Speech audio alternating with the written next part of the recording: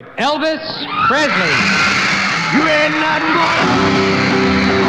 In 1956, it took the anointed king of rock to receive the polio vaccine on TV and ignite a national vaccination campaign for polio prevention.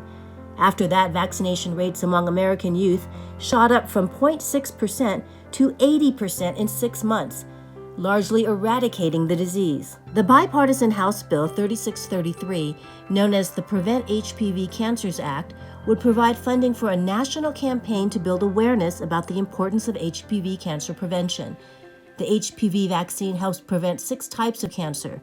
Representative Kathy Castor of Florida sponsored the bill, which would provide $5 million each fiscal year, 2024 to 2028. PREVENT stands for Promoting Resources to Expand Vaccination, Education, and New Treatments. In order to gain a companion bill in the Senate, the HPV Cancers Alliance organized HPV advocacy groups from across the country.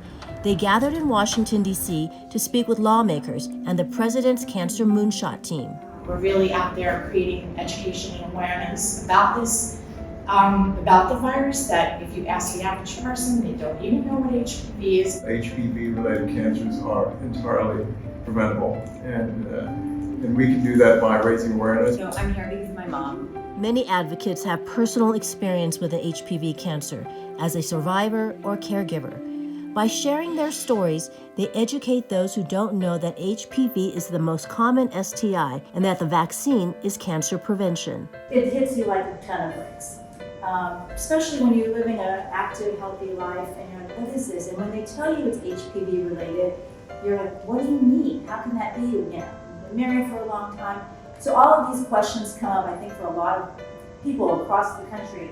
And those are some of the stigmas and misconceptions that we need to combat in this national campaign. I think it's time that we have an HPV cancer eradication goal where we're looking to get to 0 deaths, 0 diagnoses. I think this whole idea of just being able to eradicate and eliminate HPV-related cancers through education of, to parents and to doctors, to be able to recognize all of these different HPV-related cancers is critical. What is also critical that members of Congress understand that a yes vote will help parents of adolescents protect their children from HPV cancer later in life.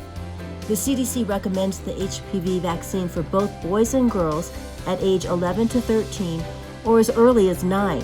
Doctors say with increased vaccination rates, HPV cancers may be virtually eliminated in a few decades. It begins here.